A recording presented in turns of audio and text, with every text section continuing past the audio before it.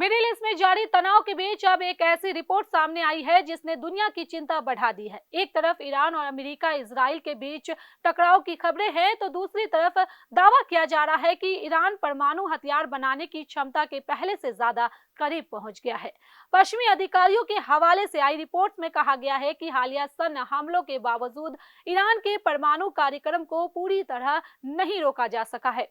आखिर क्या है पूरा मामला? क्या सचमुच ईरान की परमाणु क्षमता बढ़ रही है और युद्ध के मोर्चे पर क्या हो रहा है? आइए जानते हैं।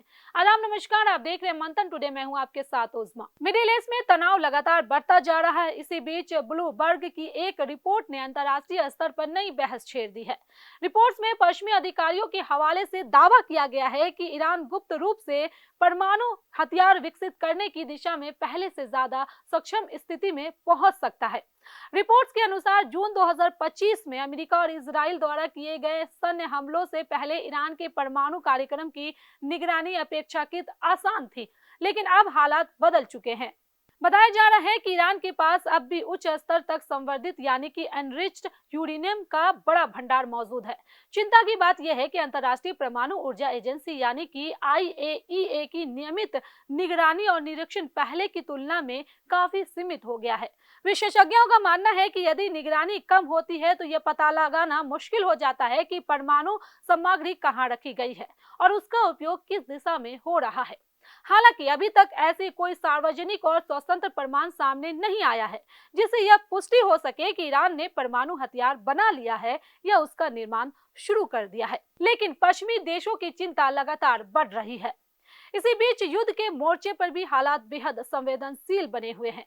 विभिन्न मीडिया रिपोर्ट्स में दावा किया गया है कि ईरान समर्थित सैन्य गतिविधियां क्षेत्र के कई हिस्सों में जारी है। सोशल मीडिया और कुछ अंतर्राष्ट्रीय प्लेटफॉर्म्स पर कुवैत, बहरीन और इराक में मौजूद अमेरिकी ठिकानों को लेकर कई दावे किए जा रहे हैं। हालांकि इन दावों की स्वतंत्र पुष्टि अभी तक नहीं हो सकी है। युद्ध जैसी परिस्थितियों में दोनों पक्षों की ओर से बड़ी संख्या में दावे और प्रति दावे सामने आते हैं, इसलिए किसी भी जानकारी की पुष्टि आधिकारिक स्रोतों से होना बेहद जरूरी है। इस बीच ईरान के सर्वोच्च नेता अयतुल्ला अली खामेनी की ओर से भी सख्त संदेश दिए जाने की खबर है। ईरानी नेतृत्व लगातार ये कह रहा है कि यदि उसके खिलाफ किसी प्रकार की सैन्य कार्रवाई होती है तो उसका जवाब भी दिया जाएगा। दूसरी तरफ अमेरिका और उसके सहयोगी देशों का कहना है कि क्षेत्रीय सुरक्षा को बनाए रखना उनकी प्राथमिकता है। यही वजह है कि खाड़ी क्षेत्र में सैन्य गतिविधियां और निगरानी दोनों बढ़ाई गई है। यूरोप में भी इस पूरे घटनाक्रम को लेकर राजनीतिक प्रतिक्रियाएं सामने आ रही है। कई देशों ने संयम बरतने और तनाव कम करने की अपील की है। इटली की प्रधानमंत्री जॉर्जिया मेलोनी को लेकर भी विभिन्न मीडिया रिपोर्ट्स में कई दावे किए गए हैं, लेकिन आधिकारिक स्तर पर उपलब्ध सूचनाओं की पुष्टि करना जरूरी है।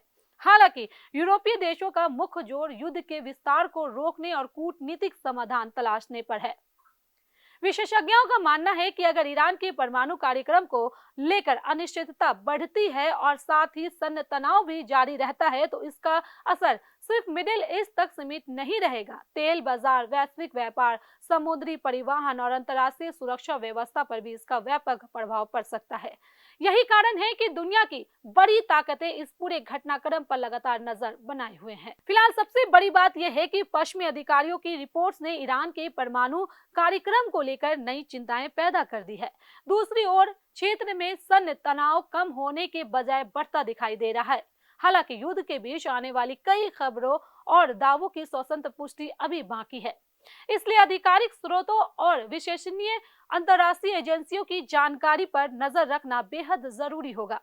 अब देखना होगा कि आने वाले दिनों में कूटनीतिक आगे बढ़ती है या फिर मिडिल ईस्ट का यह संकट और गहरा होता है। तो चलिए फिलहाल इस खबर में बस इतना ही। देश दुनिया के ऐसे ही बड़ी खबरों के लिए बने रहे मंथन टुडे के साथ। साथ ही हमारे चैनल को लाइक करें, सब्सक्राइब करें, फॉलो करें और निष्पक्ष पत्रकारिता देखना है तो देखते रहे मंथन टुडे। बहुत बहुत शुक्रिया।